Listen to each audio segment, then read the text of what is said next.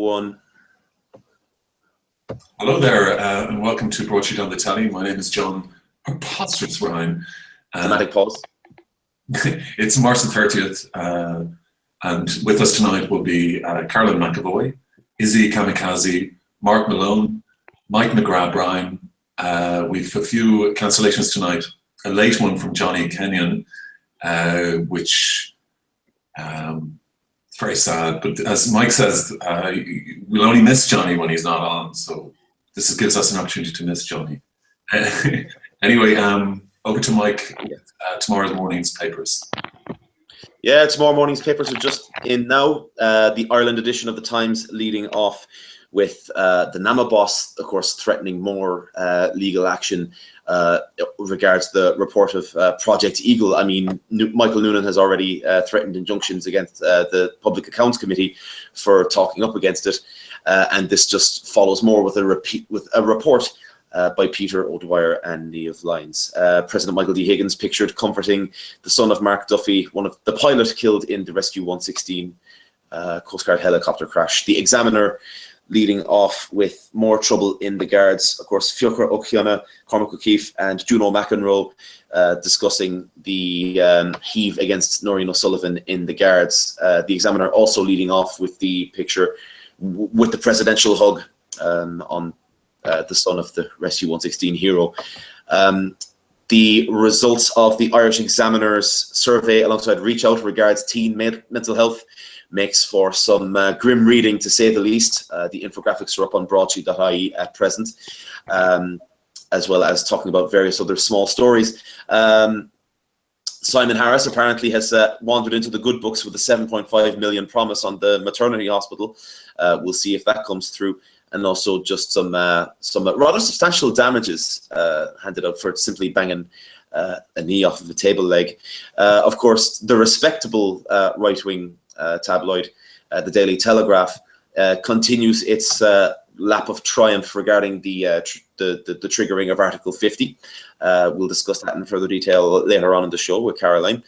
And of course, The Guardian is looking rather cautiously at the incoming shit-slinging going on between the UK and the EU, and of course discussing the continued disassembly of the NHS.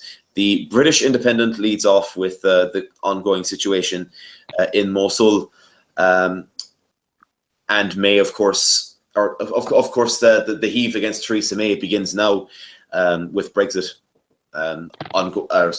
Regarding a tremendous amount of changed laws that Theresa May has overseen with the new powers granted to her ministers. The supposed world's greatest newspaper is talking about how vitamin C can beat cancer and how David Cameron doesn't like the EU. Over to you, John. Okay. Thank you very much, Mike. I just wanted to open up with the Garda Commissioner, Noreen O'Sullivan. Izzy, you watched Commissioner O'Sullivan in front of the Justice Committee today. What were your thoughts? Yeah, did everybody not watch that? I felt sorry for the woman. I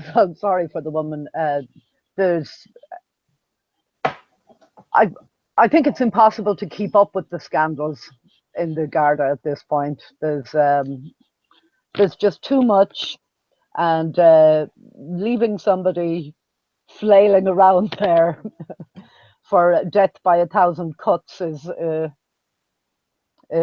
not feasible. I think Izzy, her performance was described as assured tonight on prime time. There's a definite bang of Terry Prone off her. Oh yeah. You know, I mean, she is definitely performing. There's no question, but it's just exactly what always happens in this country, I suppose, where they brazen it out, you know. And we've had 17 inquiries into the Gardaí since 2013. 4 years ago, we've had 17 different investigations, reviews, reports. No, you know, in any other country they have one. You know, was the Macpherson report? I think it was that brought down the Metropolitan Police, you know, and the judgment was they were institutionally racist. That would never happen in Ireland. No. A la Enda Kenny, it would be, well, the police did racist things, but they weren't necessarily racist. They were, you know, but one report did it, and you had to have complete reform of that institution. And you know, something on that scale has to happen here, but we never do that. It's always frantic plugging of holes, and eventually somebody's position becomes untenable, and there's a kind of a no fault resignation, like all the talk we were getting about Kenny after Maurice McCabe. You know, the British newspapers were saying Irish PM to step down over whistleblower scandal, you know, and you kind of think, this is somebody who's never been in Ireland in their life. Nobody in Ireland ever steps down over anything. You know, they get given time to come to their own decision in their own good time. And, you know, the man is doing his best, the woman is doing her best. Look at all the positive things they've delivered. They're entitled to their legacy, their reputation, every damn thing, but they will not take responsibility. Nobody will take responsibility. And that's the way this whole thing is panning out as well, to be honest. There's this whole elaborate dance that has to happen before, by the time, you know, any comment on it will be postponed until after never-ending investigations, and some deck chairs will be rearranged, and on we'll go with the show. Izzy, I thought the most interesting, well, one of the more interesting moments this afternoon was when Jack Chambers asked Noreen about the bonuses, that the checkpoints, the more checkpoints they had, presumably the more bonuses senior management got. Well, I think, hasn't she said she's going to have to go away and find out about that? Yeah. I thought one of the funniest things that I saw today was Oliver Callan. I hate to say anybody writing in the Sun, you know, but Oliver Callan was saying, you know, this woman is trying to convince us that, like, she has the Islamic State terrorist threat under control, right? And organized crime and all the rest of it, and she doesn't know what's happening in her own office. You know, no matter what she's asked, she has to go back and check it out. And yeah, Oliver Callan is asking whether our confidence in her might be misplaced, given how little she thinks about what's going on right under her nose. Yeah, Mark. Sorry, Izzy. Mark, you caught a bit of it this afternoon. Or today. Yeah, look, I caught a bit of it today.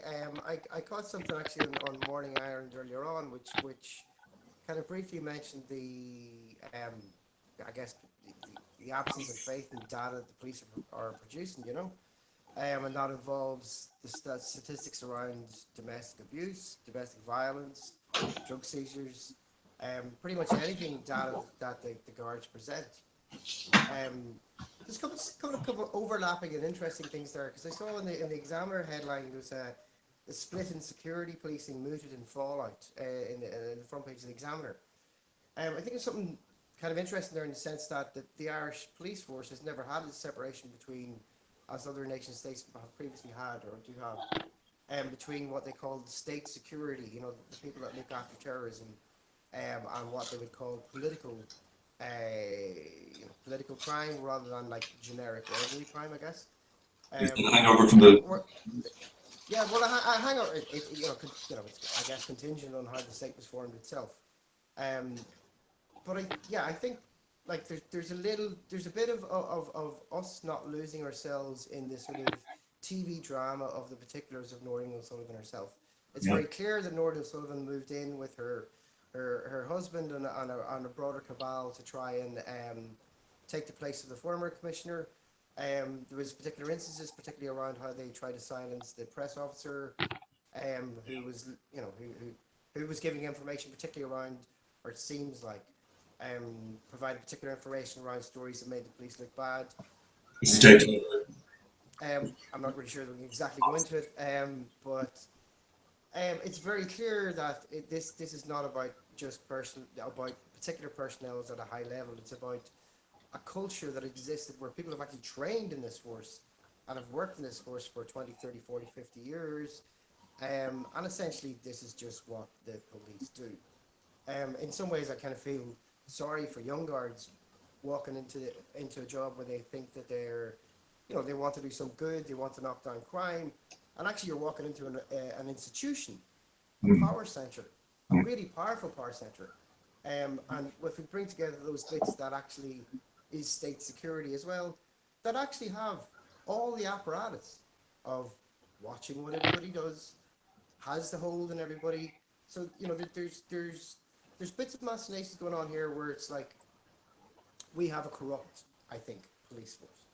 We certainly have an unaccountable police force. If we can definitely say that it's what would take for it to change? Does it mean a change of government, a different? I don't think we live that very far from where there was a police force that was unacceptable to the population, and it required a radical transformation. And that was the Patton report into the RUC, which the PSNI, which is like only over the border, came around. And whilst the PSNI, there's still, many people would have problems with that formation. The idea that you have a police force that's actually accountable to something like the policing authority in the north, the police set aside state security, and I mean, I think that's complicated in itself, but set aside state security stuff. The civilian police authority has oversight of policing. Mark, do you mean that like in Britain they have the police and the intelligence services? That's what you're saying, that we do both in Ireland? Well, there's never been a separation, I guess, in terms of what is described as kind of political policing, anti-terrorism policing in the south, and the actual structure of Garda Síochána itself. It's kind of all in-house. That's not to say that certainly, I mean, one of the things I've been working on is working with colleagues and friends in the UK around the undercover policing, also in Ireland, I guess, as well. That's another thing we can come to maybe later on. But what I'm saying is, like, I don't think it's beyond the imagination for the political class in Ireland to think how you would reimagine and reconfigure a police force that actually maintained, withheld the respect and trust of the population that it serves. The PSNI went out of its way continually over a long period of time to say they're a police service rather than a police force. It's quite clear that, regardless of how the Garda Síochána describe themselves, they are a police force rather than a police service. Yes. And I think there's a bit where it's like we don't really have to go that far to imagine how this could happen, and it's very clearly that there are lots of institutions that are kind of making that demand, and civil society are making that demand, and the problem that's facing the police themselves, and also I guess Fine Gael and government, is where you have this complete erosion through this drip of a mistrust that moves from the fabrication of child rape allegations against a whistleblower to 1 million extra breathalyzer tests to whatever, and I think it's a money laundering operation based in the laundry of the police training college. It's actual Monty Python. It's Monty Python level stuff that we're normally each one of these stories would be huge, but there's so many of them. But yeah, I think though it's probably worth bearing in mind and putting them in a context that's longer than just the sort of media cycle as well. Like what we're seeing, I guess, in the last 20 or 30 years is a collapse of faith in several power centers. So certainly there's a collapse of faith in the authoritarian structures of the church. During the Great Recession, we found a collapse, globally in the Western world, certainly across Europe, in terms of the sort of powers of the centre right to actually sustain and provide for the majority of the population. A lack of faith in the structural institutions of democracy, I guess, as well. And I mean, it was only a matter of time before, these very hard power centres like police forces come under the same kind of scrutiny. And I think it's within that whole mix that the question of how do we actually organise our society in ways that is just, fair, treats us as intelligent, caring human beings, and actually takes stuff like, geophysics, climate change seriously as ways of thinking about how we organise stuff. I think that's part of the mix fixing the rug. So I would be loath to kind of say that it's just purely about changing personnel. I think there needs to be a broader social imagination of how we're talking about how our society actually functions. Caroline? If I can add to that just slightly, because I guess this speaks to my ignorance a little bit about the whole Garda situation. But yesterday, when I was reading through the papers, I Googled whether or not Ireland's Gardaí had an internal affairs division, because I actually was not sure.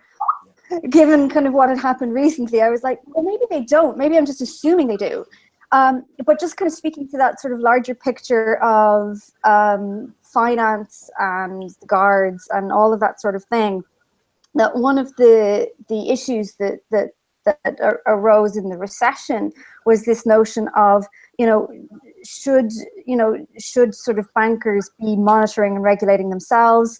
And we had it kind of years before that, what should lawyers be regulating themselves? And, maybe now we have sort of the same thing, that these big institutions, and the argument is always, well, we're best placed to monitor each other. But clearly that doesn't seem to be working in any field. So that maybe we have to sort of look outside of that and find alternative ways to resolve that. And maybe I've said this before, that maybe the tribunal is not the best way, but definitely there's something there that suggests, being a better solution, maybe. Okay. Yeah. There's a letter in the Irish Times today saying, a whole new police force, a whole new police service, rather. The existing people that are in apply. They're vetted to see what involvement they've had in the corruption of the past, and if they haven't been involved, they get in, right? And I do think you're actually talking about something as radical as that. And I would agree that this is part of a system with other Irish institutions. It's part of our post-colonial legacy that all of these monolithic institutions were supposed to be infallible. They didn't need investigation. They had a kind of Catholic whiff of papal infallibility about them. They were products of the Holy Catholic Irish state, and their rectitude was to be assumed, and even to question them was almost sacrilege. And that is our institutional heritage in this country. It comes directly from De Valera's constitution, and it's not just about the guards. You could say about Ireland, like, if this wants to be a decent place, we kind of have to start again, folks. I really think we're at that point when we're looking at what these various institutions, the church and the state, the intermingling of the two, the Gardaí, the political institutions. Ireland only came 19th in the world, I think, in the Transparency International survey last year. It's like slipped down from 17th. I'd be very interested to see where it's going to be in the light of the kind of daily revelations that we're living through at the moment. I'd be expecting a bit of a plummet on that. We are, in fact, living in a very corrupt state with very corrupt institutions.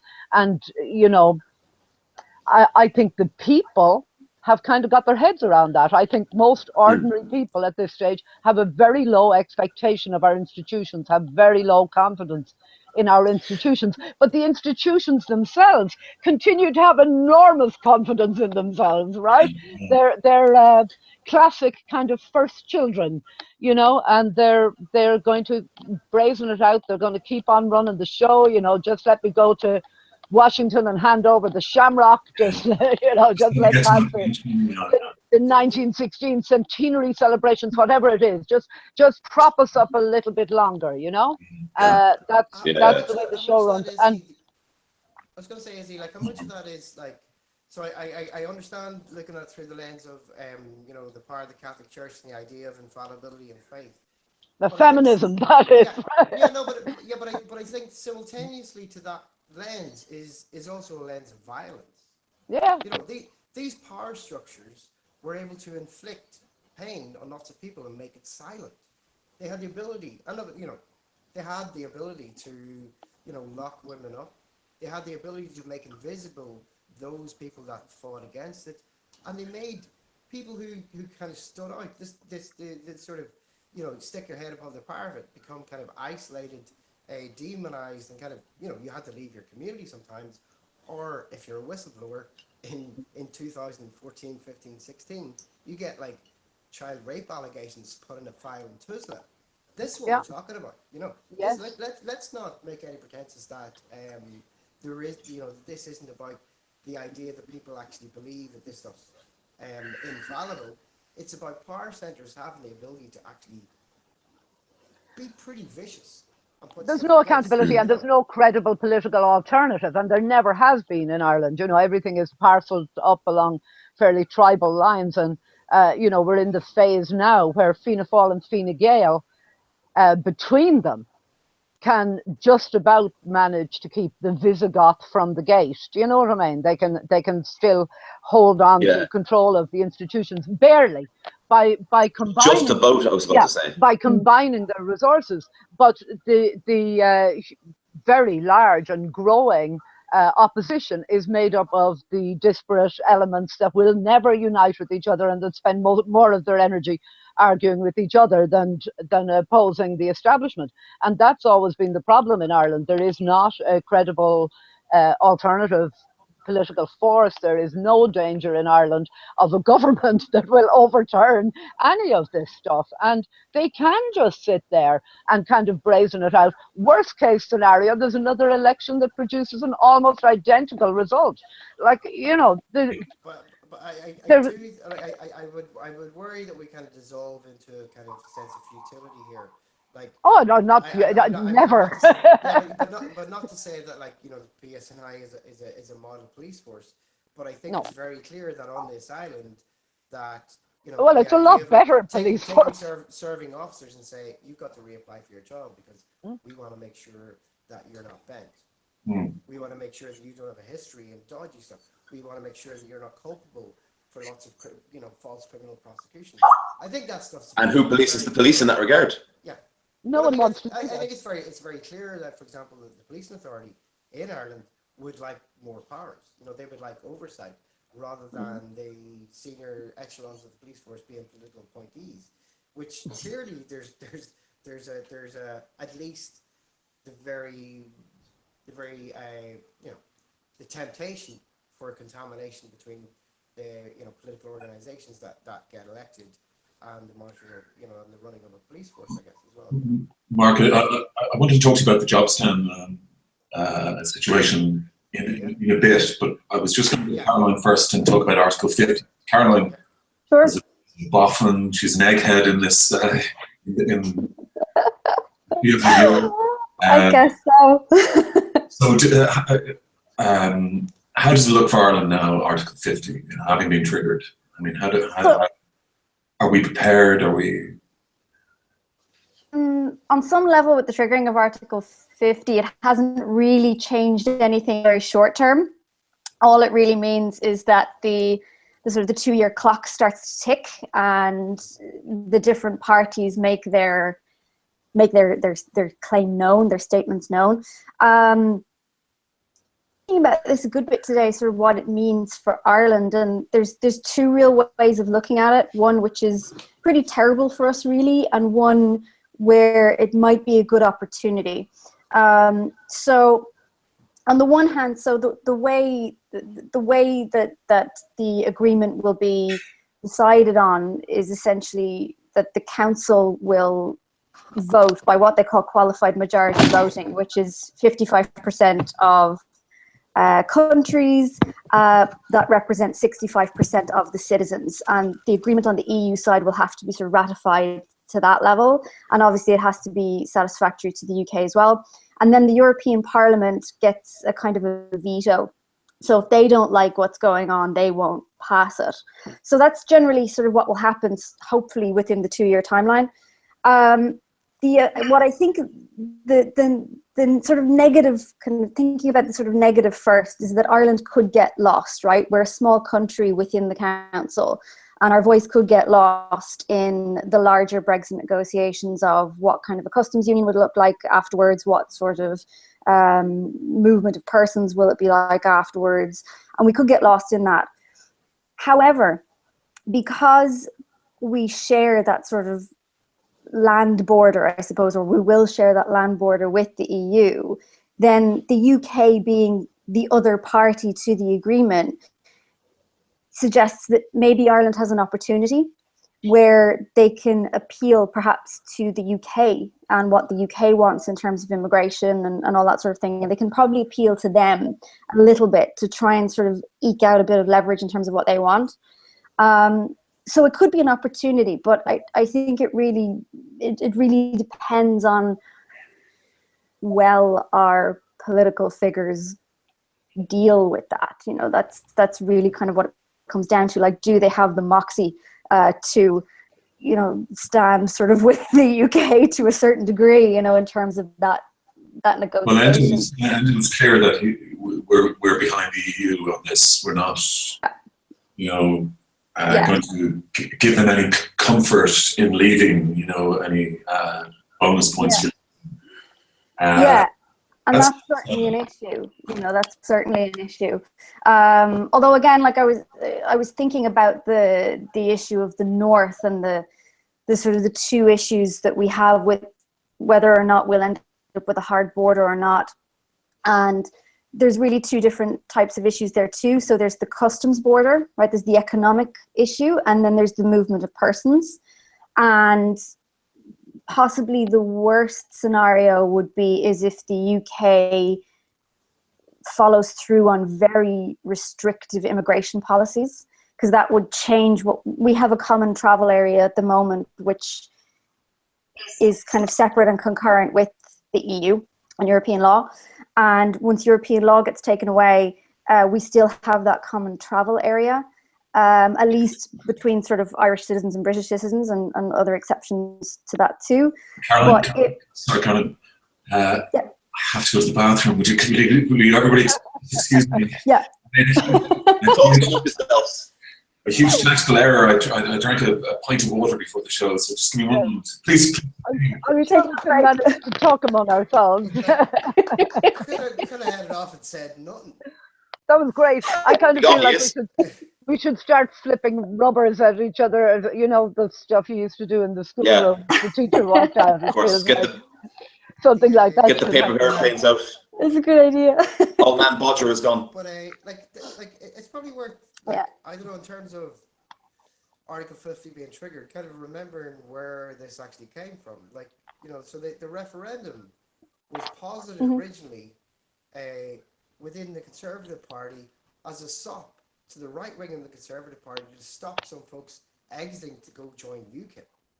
This is never taken seriously as a sincere proposition of the United Kingdom and of the government. Yeah. So so the Conservative Party, like, you know, I would like to think that behind all the mumbling and fumbling that the Conservative Party actually have a strategy. They don't. They fairly don't. They don't. And that's really clear. But that's fucking dangerous. Brexit means Brexit. But that's dangerous, right? And it's like, whenever we're talking about the fact that, like, in a lot of respects, though, like, it's a classic example of short-term political election cycle thinking, where with really long-term implications, you know. So really, you know, the Conservatives weren't thinking much beyond the election. And, you know, that was kind of the big sort of issue to do with it. And also, I guess, as well, like, some Conservatives, you know, like you said, like some Conservatives defecting to UKIP if, you know, this wasn't announced. But then really serious long-term consequences of that. And those who designed it aren't left to pick up the mess. I think the most likely outcomes of the process, if you're to look at it long term, is the breakup of both the EU and the UK. That's where all of this is going, right? Is everything is going to fragment. I wish that this was something that was going to be able to be successfully negotiated.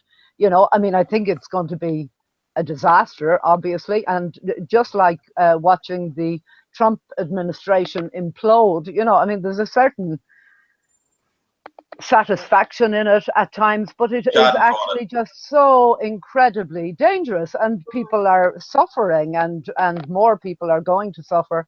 and that is kind of how Brexit is going to pan Carol? out, no matter what. But the likely result is that all of the institutions will crumble, and the question there is what will replace them. You know, I mean, that's what we have to be worried about, But is Well, what I comes don't. afterwards.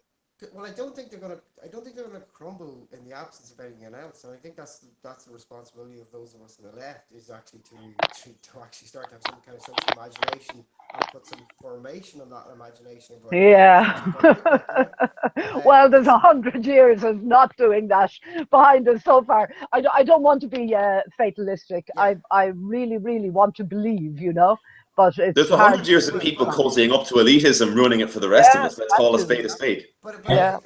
I think like even looking at sort of the tentative machinations in Scotland around the calling of the referendum, which was a pretty classic, I don't know if classic's the right word, but a really smart manoeuvre after the second referendum, or the first referendum, where the SNP said, well, actually we retain the right to have a referendum should circumstances change. There's almost like a pincer move now against Westminster, in the sense that, you know, the EU has the capacity to kind of go, well, who are we actually negotiating with if Scotland are you know, simultaneously going to be holding a referendum to leave? My primary concern, I have to say, though, is like, an unbiased, this is like, I grew up close to the border, I grew up north of the border, is the implications on this island. Yeah. Like, so we're kind of used to this narrative of like, and it's told of like, well, what about people who live in Belfast who work in Dublin and try, move back and forth across the border once a day, and that's very real. But there are like thousands, tens of thousands of people who who go across that border all the time, but there's no border there. The border is invisible. The border does not exist. And I'm not talking about that from the perspective of being a Republican, because I'm not. Once I'm sympathetic and understand that political perspective, I'm not a Republican myself. But for lots of people, that border just doesn't exist. Now, it exists if you're of colour and you're coming down in the bus and you're stopped and pulled in the side of the road at times. But for the vast majority of people's existence, that border is not just invisible, it doesn't really matter, except in change of currency. And I think trying to tease out the machinations of what happens if you try to reintroduce a hard border, where the outcome and the resolution of a war in the north was the dissolution of a hard border to a large degree, and that was part of what we call the peace dividend. And most communities aren't willing, who live along the border, both economically, politically, and socially, aren't willing to accept. I would imagine willing to accept a reintroduction of a border that massively impacts on their lives. And this isn't about people imagining themselves as Northern Irish or Irish. This is about imposing something that massively impacts their lives, both economically and socially. And I'm not really sure that either. I know for a fact that the Conservative government that were worried about a rump on the right moving to UKIP don't give a damn about that.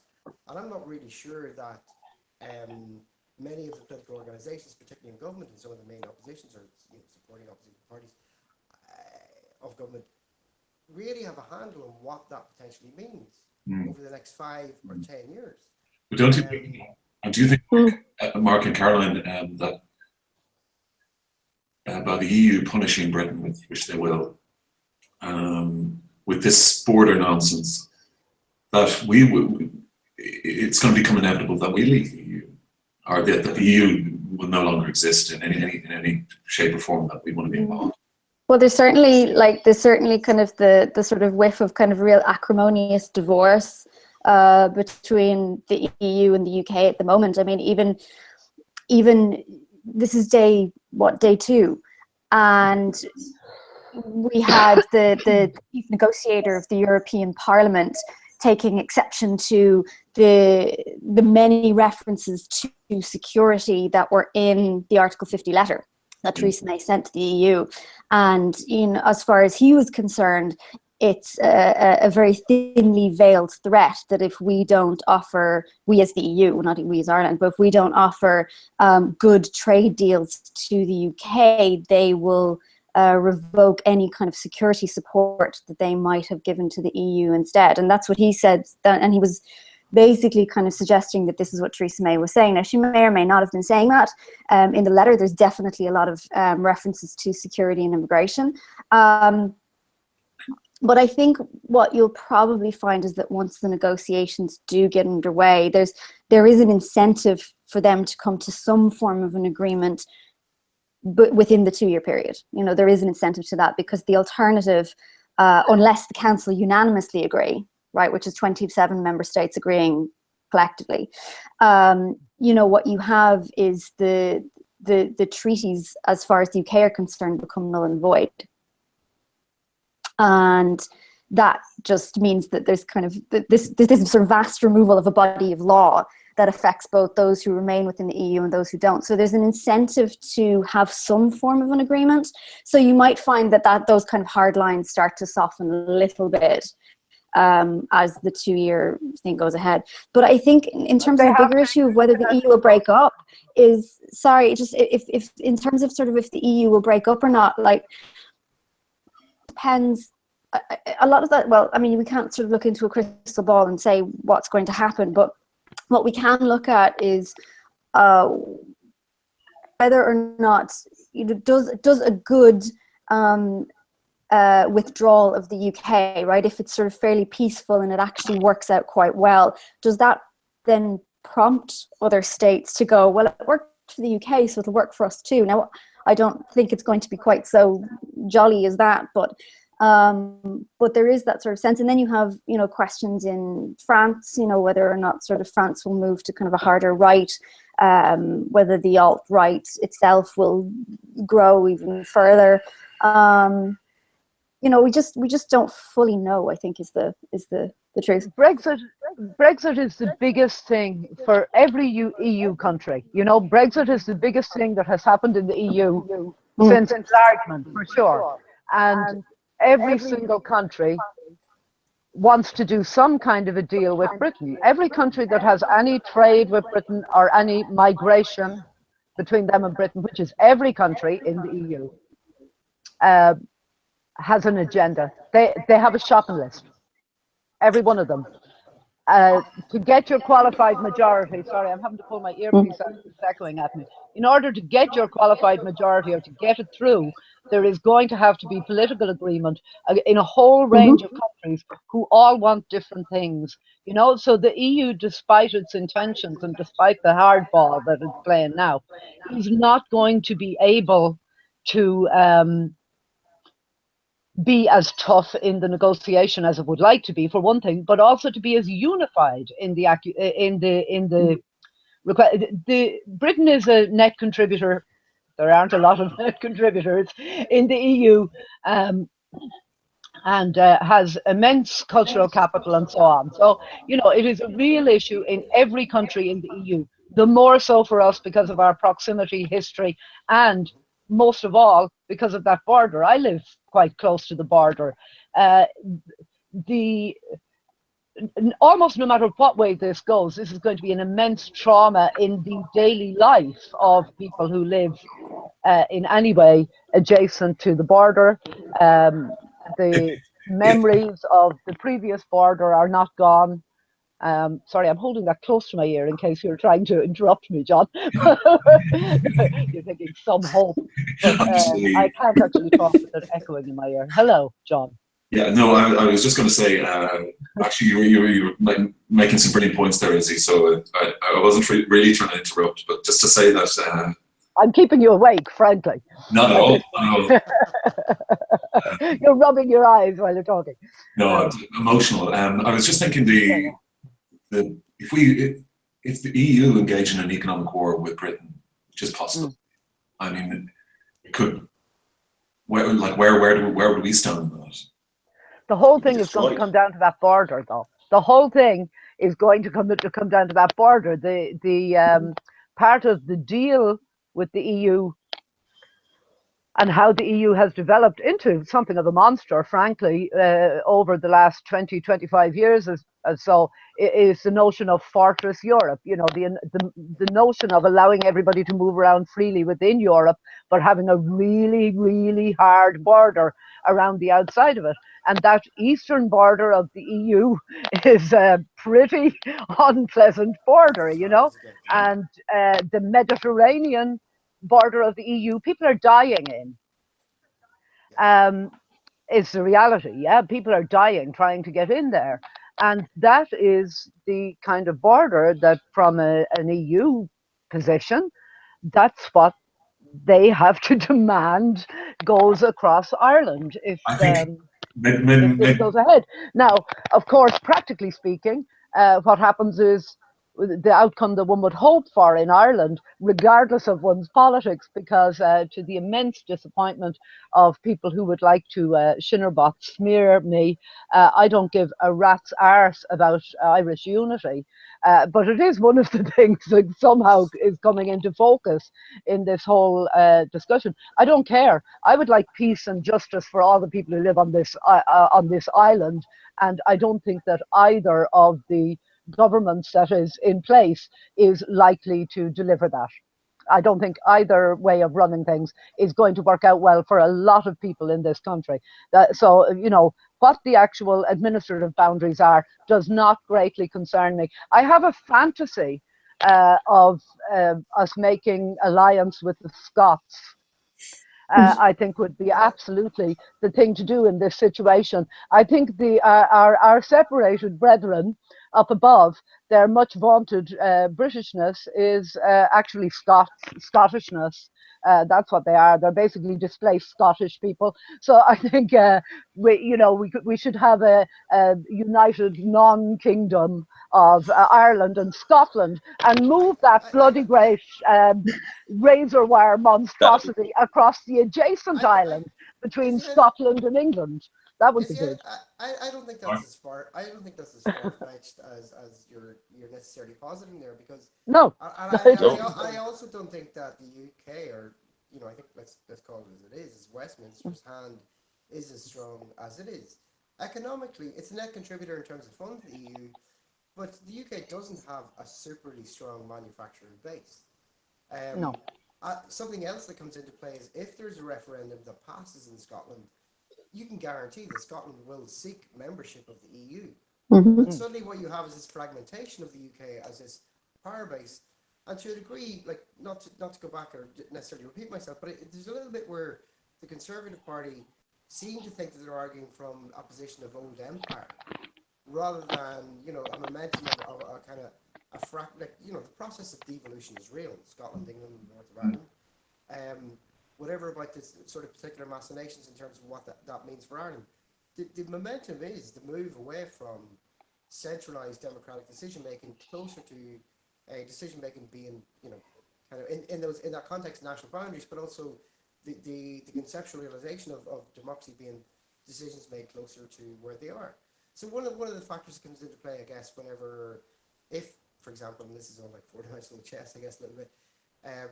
If Scotland gets independence and joins the EU, you're going to have, communities like, struggles like, the Basque Country, Catalan, kind of saying, well, actually, why can't we have our independence and simultaneously be part of an EU? And I think it's worth thinking through that in terms of, being really critical of how the EU is as a structure, enforcing stuff like Fortress Europe, enforcing sort of neoliberal free market capitalism, where financial capitalism actually rules us for the most part, and seeing if there's spaces to open up the imaginary to say that, without resulting to like a right-wing nationalism, but also seeing if there's ways that we can have kind of identities that are kind of holistic in some ways of themselves, but also that are joined up and that do speak to a greater polity, a greater formation that's not how the current EU is framed, and again, this is imaginary, but I think that's a space within which we on the left really need to be pushing forward. And the whole of European politics is up in the air in a way that it hasn't been since the 1930s, I think, and I don't think anybody knows what the outcome is going to be. That's the reality. So everything, national borders, everything is up for grabs. Like we're on the brink of a period of time when momentous things are going to happen. There's no question about that, and this is only the start of it. And it's very reasonable to be alarmed by it. There's no question. It's when all is said and done, Brexit is a hard right victory. I mean, that's right now. That's what it is. It's a hard right victory, Yeah. and it's a difficult victory. It's a Pyrrhic victory, you know. I mentioned, Um, sorry, Izzy, I just wanted to yeah, just, no, I'm sorry. before it gets too late, I wanted to mention that last week we spoke about the possibility of an open day with the residents of direct provision. And I spoke with Lucky yesterday, and we've planned for Sunday, June the 4th at a unspecified location just yet, but we hope to have an open day, barbecue, musicians, and perhaps a football match between an Ireland 11 and direct provision 11 as well. You can see, John, you can see the soccer kit in the background there of your apartment. You're already kind of dusting it off. You're going to fly in from Reykjavik and fall back into the old sweeper position.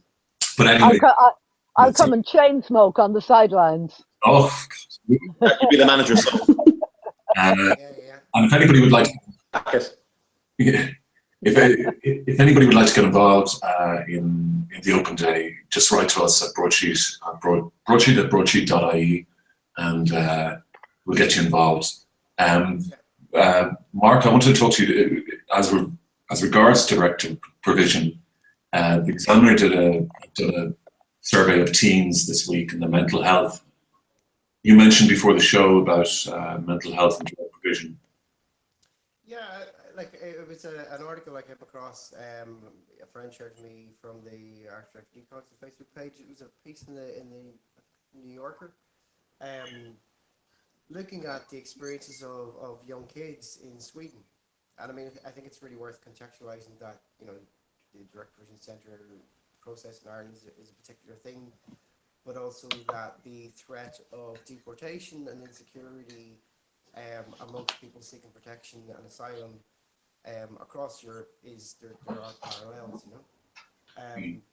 And what that story kind of uncovered was it looked at the experiences of doctors trying to diagnose what was happening to young kids who lived with the reality of the unknown, fearing deportation, but also, you know, parents who weren't able to work in this kind of limbo space where they existed. And I mean, there isn't even necessarily a medical term yet, but what was happening with these kids was they were just shutting down, essentially shutting down.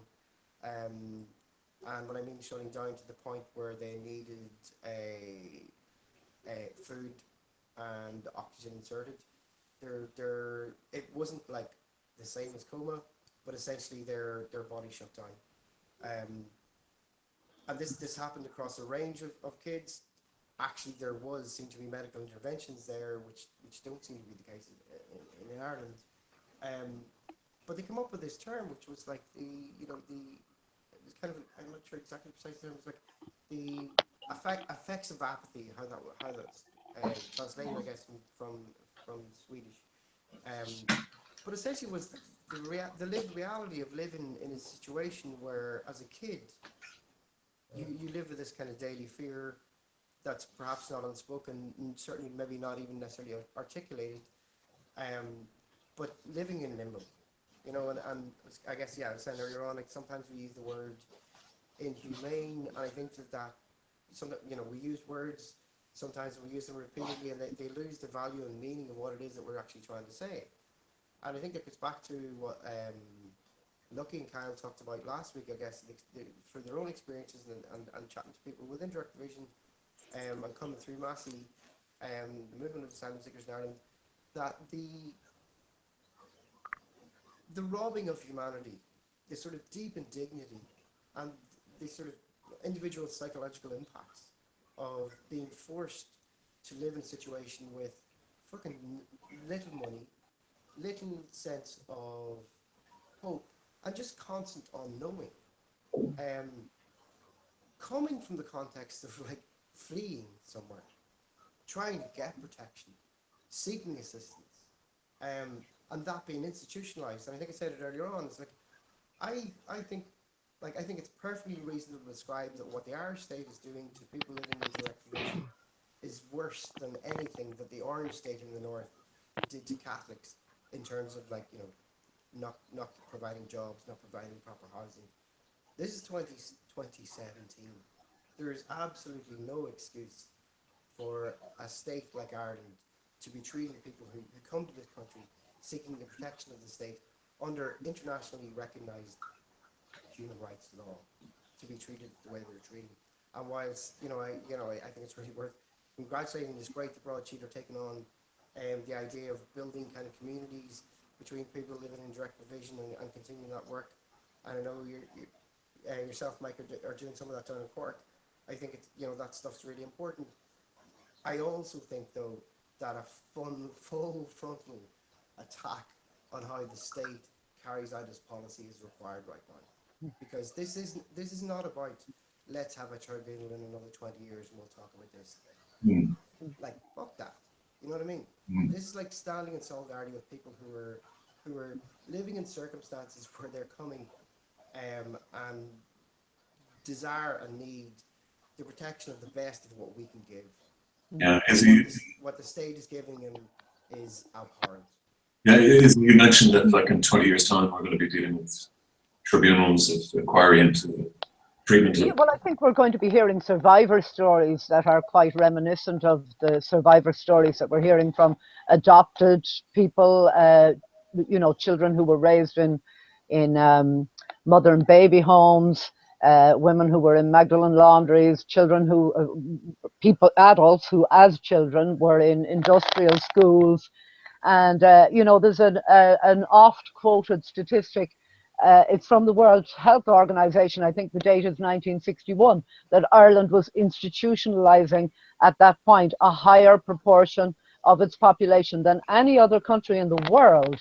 That is our legacy, and that's why we easily turn to solutions like direct provision. That's we put systems like that together and we accept them, because a huge chunk of the population, you could nearly say all of the population, because certainly anyone my age or over, even those of us who weren't formally institutionalized, were educated by the religious in schools that were run along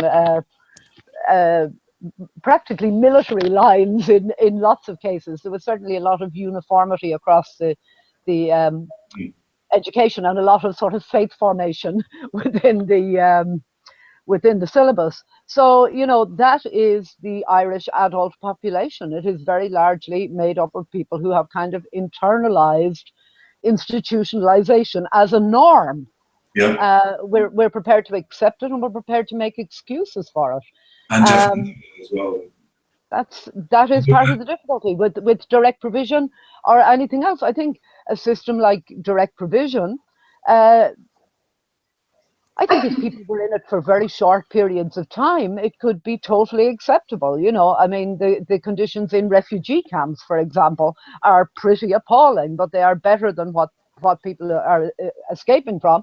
And the problem arises when you have these long-term, essentially permanent encampments bursting at the seams with people under-resourced, etc. The idea, it's always been done, if you're giving help to people in times of need, that you need to be able to deal with large numbers, and there is an element of institutionalization in that.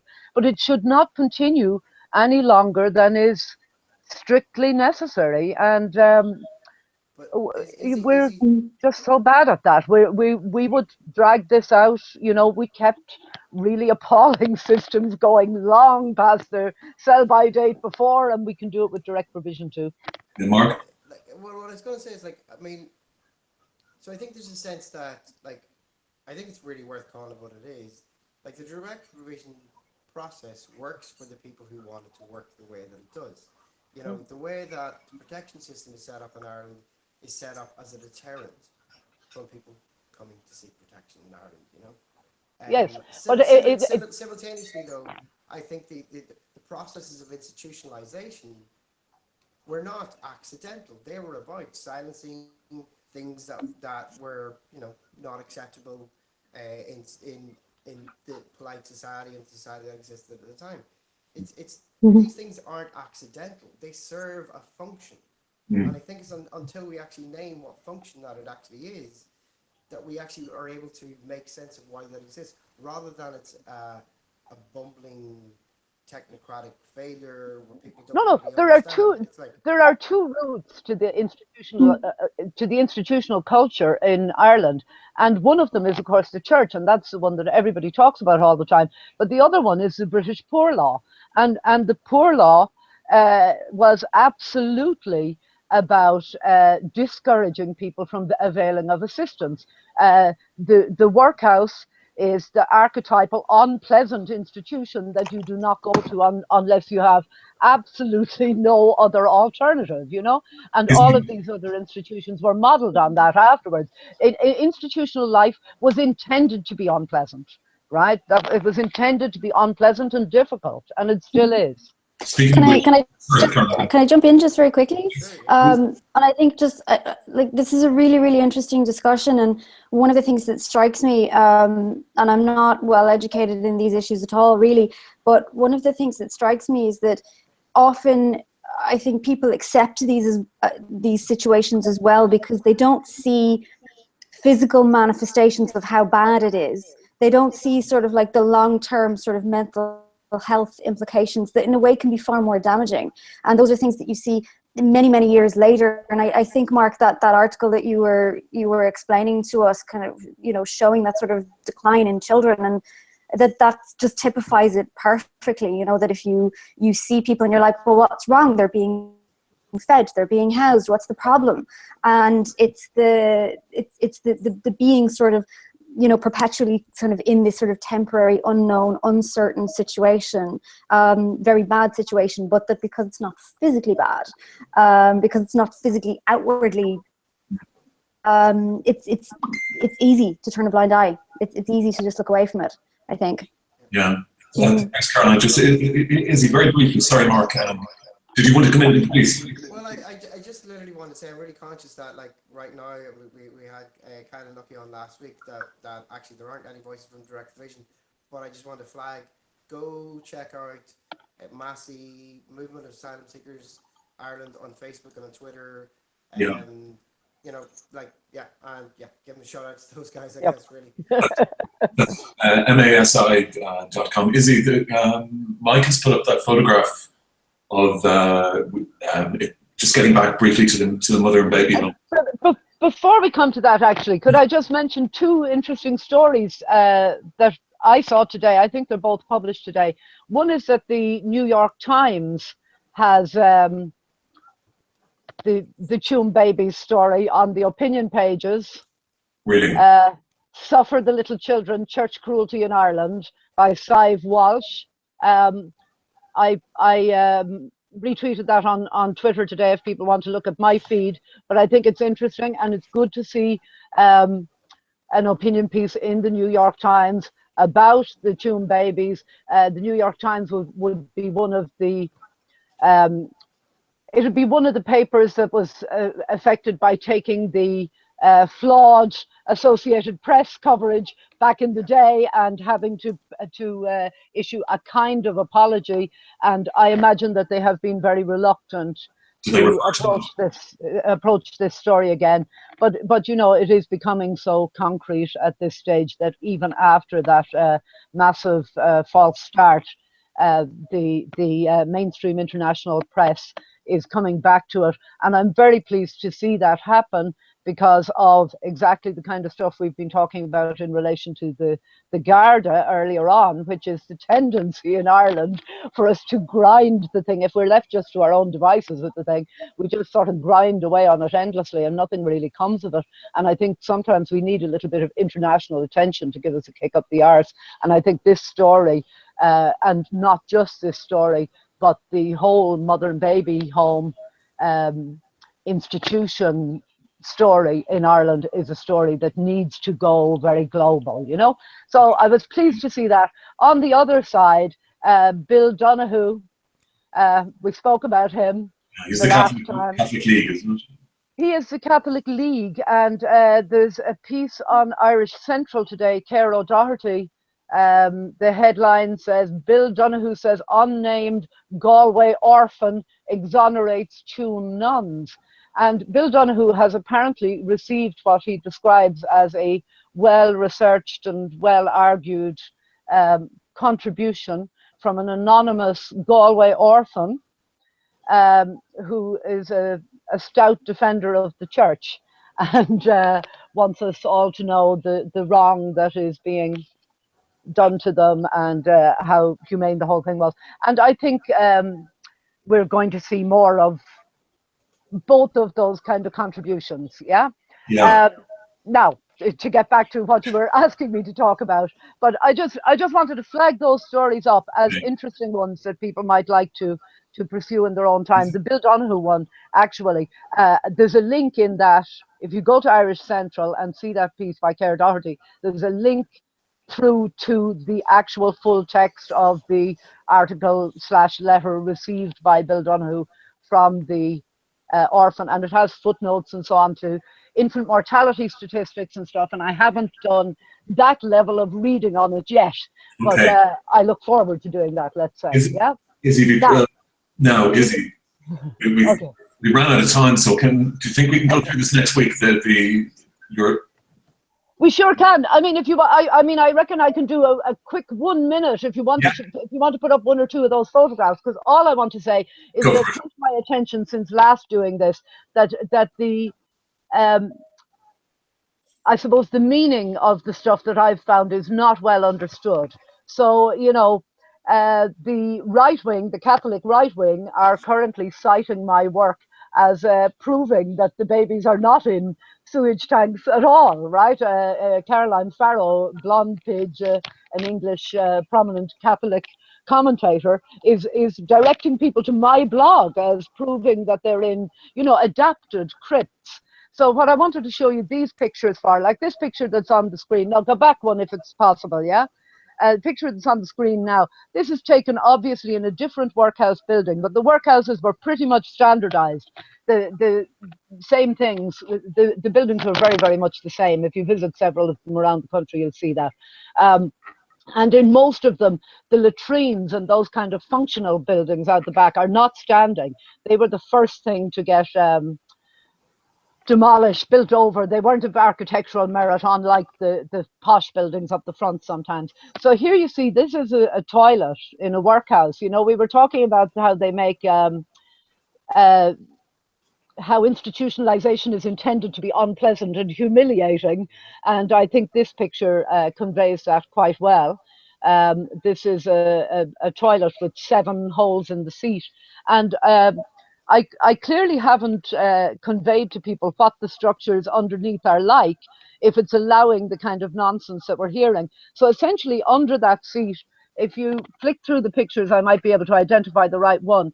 Under that seat, there's a slanted slot, like a chute, a short chute that runs the whole length of that seat. Yeah, go back one. No. Forward one. Yes, the ledge that you can see here at the front is at a slope, and it goes down from underneath those holes into an underground metal box, stone box, essentially under the ground. It is a tank. People are saying you can't call it a tank because it's made of stone. It's a sewage tank. It's intended to contain sewage. That's what it was built for, and not to leach it out or treat it like a septic tank does. It's not a septic tank. It was intended just to contain sewage until it could be taken out there and used as fertilizer. It is literally a tank. It's a hole in the ground, but it's lined with stone. Now this one is full. It's silted up over many years, but that's what you see when you look down into it. And if you go on to another photograph, the one with an arch, what you see here, back one, the previous arch, this is what they look like. I want to, this is very important for people to understand. These structures are only just below the surface of the ground. That arch there is into a cesspit, and you can see that with the way the ground is worn around it, it's actually visible. It's actually above the ground level. So they're only immediately below the ground level. So the people who are saying now, these structures are vaults, and what makes them vaults is that they have that curved structure. That's a vault. That's what that means. But because they're vaults, a certain element of the Catholic right is trying to use that word in order to convey something like a purpose-built tomb. Yeah. Now, a lot of older houses would have a coal hole underneath them, a coal cellar, and that is usually vaulted. Have any of you ever been in one of those? Yeah, like a coal cellar under the pavement. It's Yeah. usually a vaulted, curved roof like that. Now, just because it has a curved roof, if your house in the city has a coal cellar, just because it has a curved roof, you can't use it as a tomb for your granny when she dies. Do you know what I mean? That does not make it an appropriate burial place because it happens to have this curved structure, and you go, oh, that's lovely. That looks like something from a Victorian cemetery, right? It's not. It's a sewage tank. It is barely below the ground. It is not designed for humans to be buried in. It's also a form of burial which was completely illegal at that time. But that structure, just like your coal cellar or whatever, it's not, you know, it is designed to some extent to prevent contamination of the water course, which is one of the things that could happen if you made your coal cellar into a tomb. But it's not designed in any way to contain bodies. Okay. And that's, Izzy, So that's what's under the tomb home, is it? That's how. this, that is what we have. We have every reason to believe those are still there, and certainly that is the space that was available during the time that the tomb home was open on a very crowded site. There was really no land available for burial. So there were, I now know, 11. I thought 9, but I've done a more close study of the plans recently, and I'm now finding 11 cesspits. So there was 11 of these arched underground structures, which were empty, disused by the time the home even opened. And I believe that they were used for bodies, and certainly that would tally with the statement of the Commission, where they're saying that what appears to be a sewage containment structure is where the bodies have been found, right?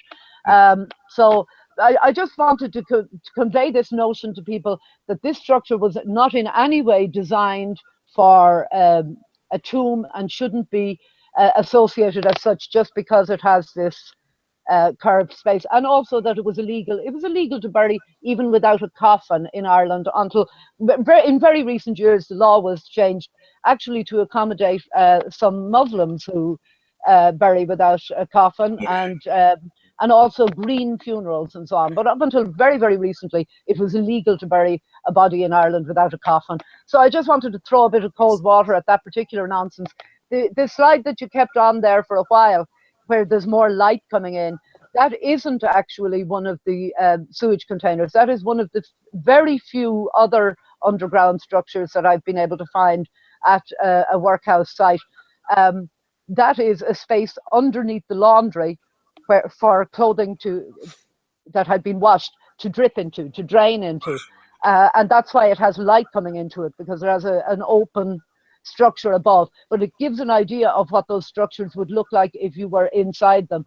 I think the space underneath the laundry, that would have existed in Tuam also, but that was a building that was in functional use, and I think it's very unlikely that bodies were put in there. I think it's the ones around the periphery of the wall of, you know, the latrines, which the outhouses basically that these tanks were under, were built around the edge wall, and I think that is most likely what we're looking at in Tuam. I do want to say one thing, great thing.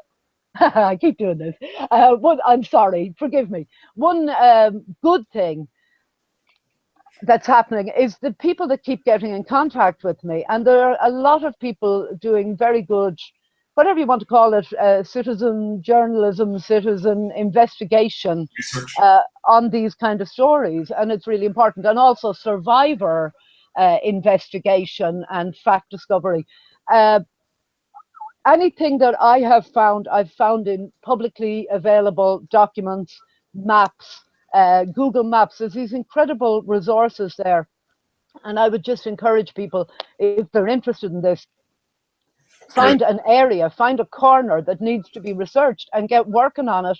And, you know, one of the people that has been in contact with me recently, who is a survivor of a mother and baby home adoption himself, is investigating another one of the mother and baby homes in this kind of way with maps and so on.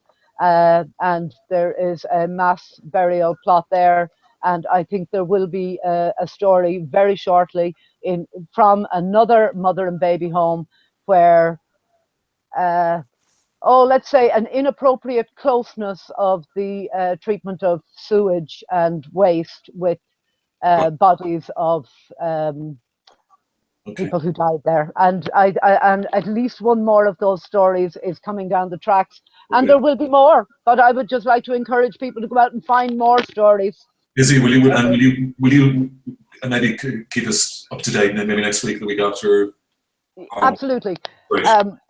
Thanks for the opportunity to talk about that. Thank you. Thank you very much. And I just wanted to mention one thing, because we read a lot of Irish fiction in the office. In fact, it's all we read in the office. And I just wanted to, I'm going to mention it next week, because this is a book by Justin Keating, who I think died in 2010. In fact, he was buried in a recycled cardboard coffin, because as a humanist and a sort of great environmentalist, but the book is really, really good. So I'm going to go through a bit of it next week. Brilliant. A lot of the topics. He goes through the indemnity deal with the Catholic Church. He goes through the Dublin Monaghan bombings and state-sponsored terrorism. It's a fantastic read. Anyway, we've really run out of time. Thank you very much to Caroline McAvoy, to Izzy Kamikaze, not her real.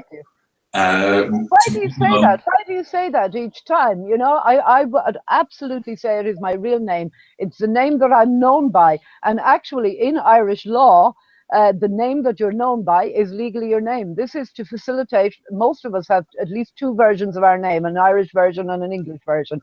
And the name that you are known by is legally your name. And I look forward to getting to test this in court someday. But I would say it's my name. Thank you. Miss Kamikaze, thank you. Thank you very much. Thank you to Mark Malone. Mark blogs at Sound Migration. He's also a great tweeter. And I'd like to say thank you to Mike McGrath-Bryan, our producer down in Cork. And we will hopefully see you next week at 11:45 next Thursday. Thank you very much. Good night. Have a good one, lads. Cheers. Night. Thanks, Mike.